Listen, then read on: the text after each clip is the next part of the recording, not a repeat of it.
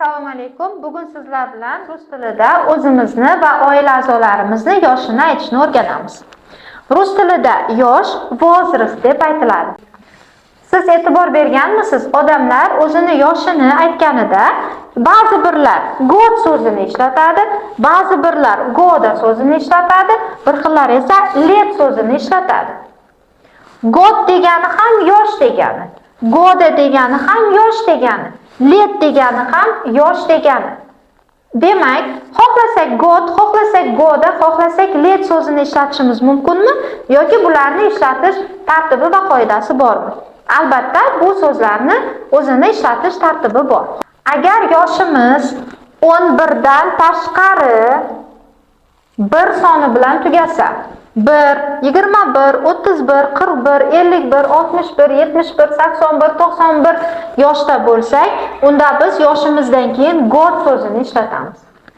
Agar yoshimiz 12, 13, 14 sonlaridan tashqari 2, 3 yoki 4 sonlari bilan tugasa, unda yoshimizdan keyin goda so'zini ishlatishimiz kerak bo'ladi.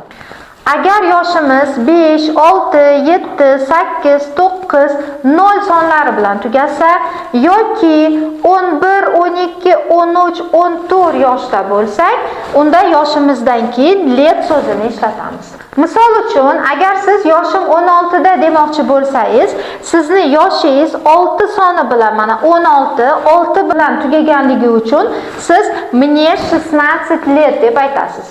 Agar 17 ga kirsangiz, 17 soni 7 bilan tugagani uchun мне 17 let deysiz.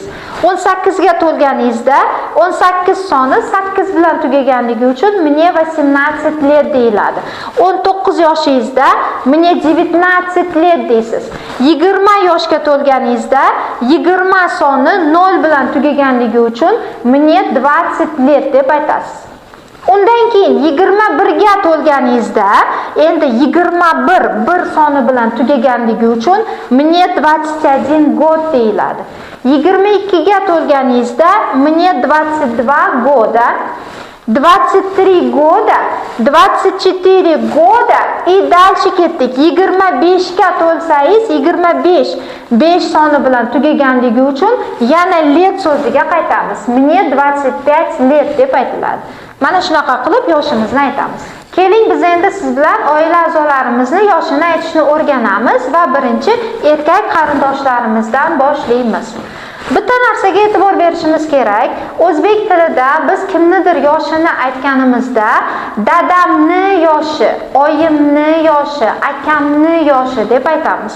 Rus tilida esa dadamni emas, dadamga shuncha yosh, oyimga shuncha yosh yoki akamni yoshi demasdan akamga shuncha yosh deb aytiladi. Masalan, bobo dedushka deyiladi. Boboga dedushka deyiladi. Dada papa deyiladi. Dadaga pape. Aka brat deb aytiladi. Akaga bratu. Uka mladший brat deyiladi adabiy tilda. Ukamga desak mladшему bratу deymiz. Razgovorniyda esa uka bratishka deb aytiladi. Ukamga desak bratishke desak ham bo'ladi. Amaki yoki tog'a dядя deb aytiladi. Amakimga yoki tog'amga dядя deyiladi. O'g'il farzand сын deyiladi. O'g'ilga sino deb aytiladi. Er turmush o'rtoq muj deyiladi. Erimga desak muju deymiz. O'g'il bola jiyan plemyannik deb aytiladi. O'g'il bola jiyanimga desak plemyanniku deb aytish kerak bo'ladi.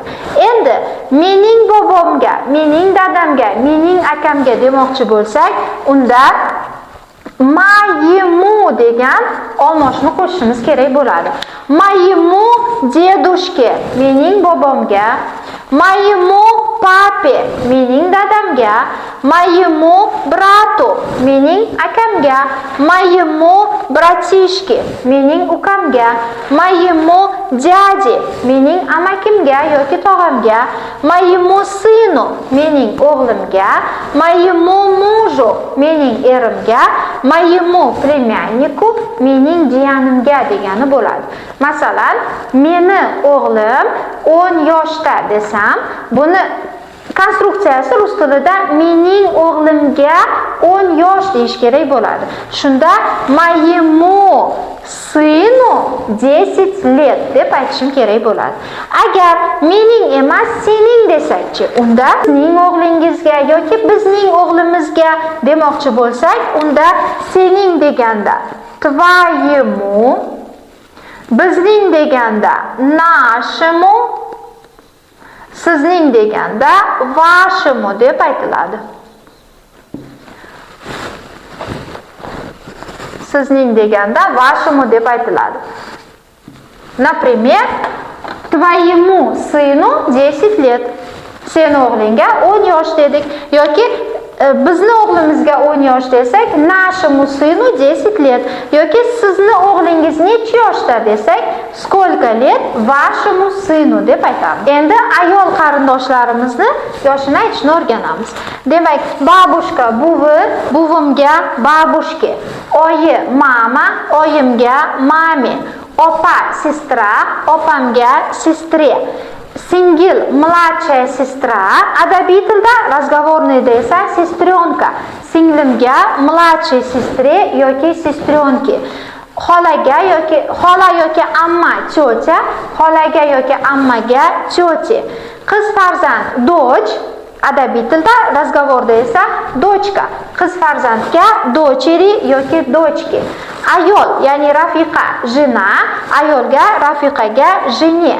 Qiz jiyan plемянница, qiz jiyanga esa plемянница deb aytiladi. Va xuddi shunday, mening buvimga, mening oyimga, mening opamga demoqchi bo'lsak, endi moей deb olmosh qo'shamiz. Masalan, mening oyim 45 yoshda desak, moей mame 45 лет. Yoki mening singlim 11 yoshda desak, moей сестренки 11 лет. Yoki mening qizim 21 yoshda desak, moей дочки 21 год deb aytamiz.